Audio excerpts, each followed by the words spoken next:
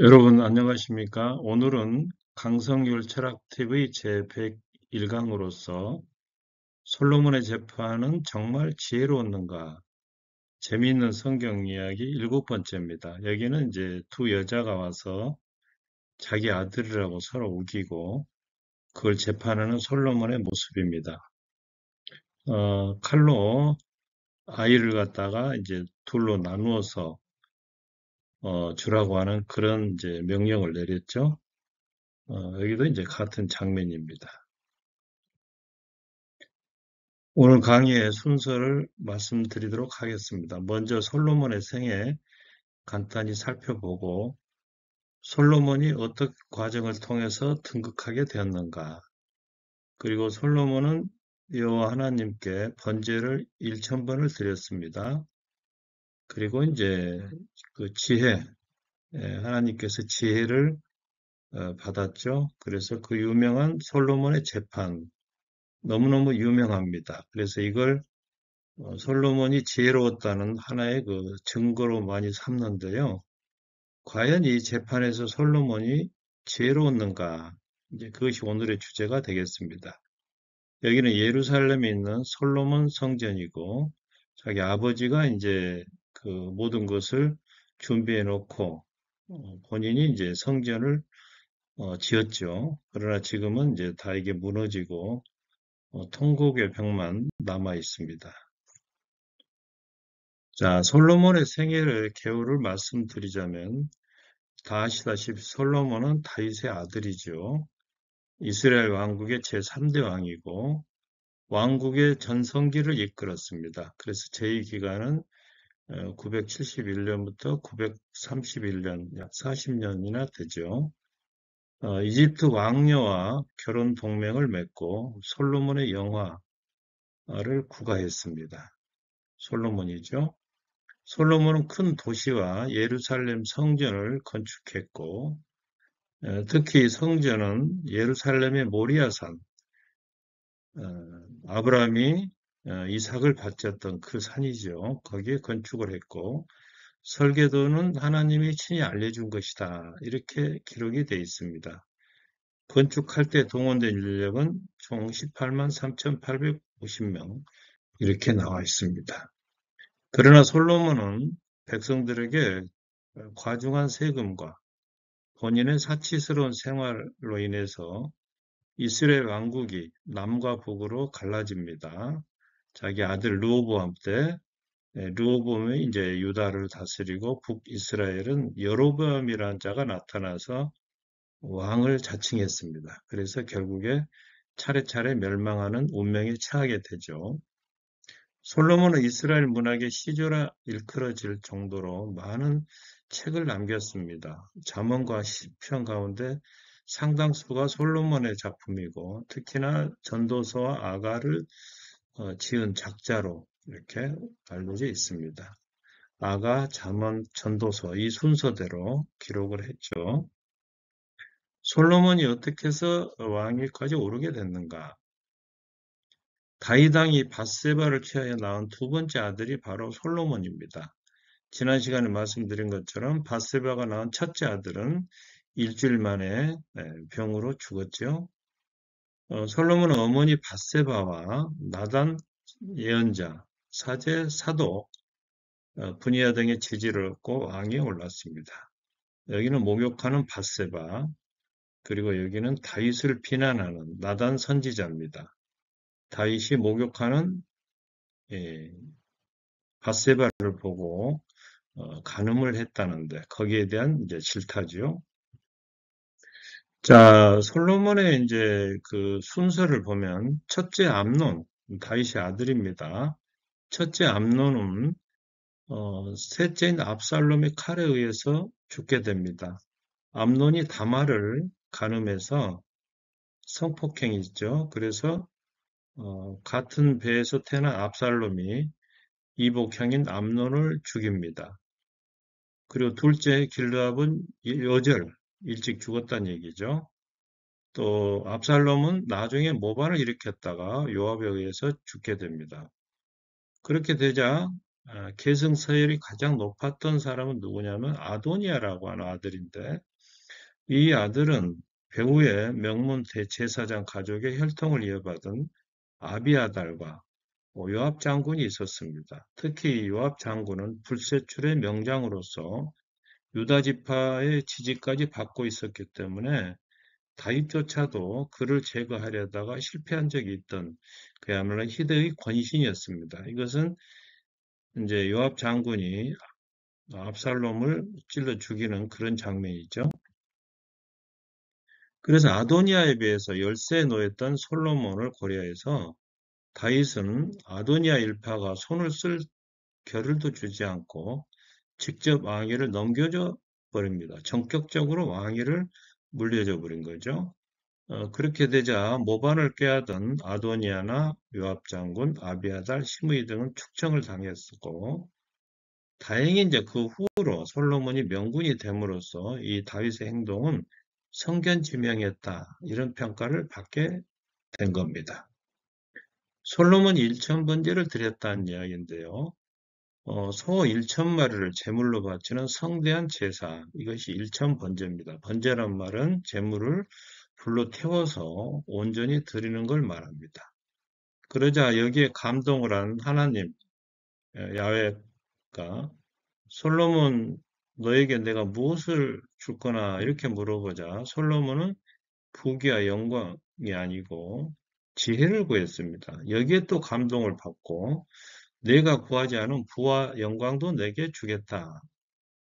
이렇게 얘기를 합니다. 그래서 이로써 솔로몬은 지혜의 왕으로 우리에게 알려져 있고 특히 남쪽 스바 여왕과도 교분이 있었던 걸로 알려져 있습니다. 스바 혹은 시바 여왕이라고 하는데 이 지역은 오늘날 예멘 그리고 에디오피아 이 근방에 있었던 말하자면 사바 왕국을 가리키는 것으로 이렇게 추측이 됩니다.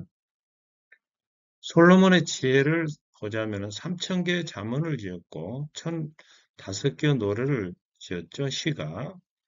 또 레바논의 백향목에서부터 우슬초에 이르기까지 모든 초목에 대하여 논하고 그 다음에 짐승과 새와 기어다니는 것과 물고기에 대해서도 논했다. 그러니까 식물뿐만 아니라 바닷속에 있는 거, 육지에 있는 거 다 골고루 다 박학한 지식을 가지고 있었다. 그런 뜻이죠.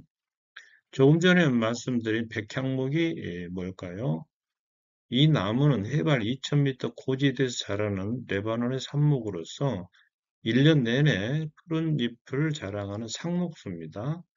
그래서 이 백향목이라 하면은 이스라엘의 번영, 의인의 번영을 상징하고 그러나 때로는 교만과 사치를 대멸하기도 합니다.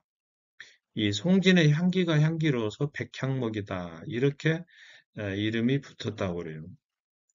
그리고 같이 나온 그 우슬초라고 하는 것은 6월절에 이스라엘 백성들이 그 애굽을 나오기 전에 어린 양을 잡고 이 우슬초 묶음으로 그 피에 적셔서 문의 임방 여기죠. 문의 임방 그리고 좌우 문설주에 바르는 그래서 이걸 보고 죽음의 사자가 넘어갔다 해서 6월절이라고 부르지 않습니까? 이때 쓰였던 그 식물이 우슬초고 이 모습입니다. 또 이 우슬초라고 하는 식물은 푸른 문둥병에서 정결함을 받을 때, 문둥병에서 나을 때, 피를 찍어 뿌릴 때도 이걸 썼습니다. 그리고 언약의 피뿌림 의식으로 정결 의식을 행할 때도 이것이 쓰였던 말하자면 성스러운 풀이 되겠습니다. 오늘의 주제는 이제 솔로몬의 재판인데요. 어느 날 여자, 장녀 둘이 왕 앞에 나와서 하는 말이 한 여자가 저는 이 여자와 한 집에 살고 있습니다. 제가 아이를 낳은 지 사흘째 되던 날 이 여자도 아이를 낳았는데요. 그날 밤에 이 여자는 자기 아들을 깔아뭉개 죽인 다음에 제 아들을 가져가 버렸습니다. 아침에 일어나 젖을 먹이려다 보니 아이는 죽어 있었습니다. 날이 밝아서야 그 아이가 제 몸에서 난 아이가 아닌 것을 알았습니다. 다른 여자가 이제 하는 말이 아닙니다. 산 아이는 내 아이고 죽은 아이는 저 여자의 것입니다. 이렇게 둘이 다투는 거예요. 그러자 솔로몬은 산 아이를 둘로 나누어서 반쪽은 이 여자에게, 반쪽은 저 여자에게 줘라. 이렇게 명령을 내린 겁니다. 그러자 진짜 어머니 친모는 왕이시여 제발 아이를 저 여자에게 주시고 이 아이를 죽이지만은 마십시오. 이렇게 얘기를 하는데 다른 여자는 어차피 내 아이도 네 아이도 아니니 나누어 갖자 이렇게 하는 거예요. 그래서 이제 솔로몬은 산 아이를 죽이지 말고 처음 여자에게 내줘라. 그가 참 어머니다. 말하자면 이제 친부라면은 동정심에서도 아니 친아들을 죽일 수는 없을 거다. 이걸 노린 거죠. 그래서 이 판결 소식을 듣고 온 이스라엘 백성이 존경할 뿐만 아니라 왕을 두려워하게 되었다.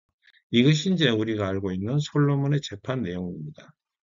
자, 그렇다면 과연 그 재판은 정말 지혜로웠는가? 솔로몬은 아기가 죽게 될 상황 앞에서 진짜 어미의 모정이 불릴 듯 일어날 것이다 기대하고 이 판결을 내렸습니다.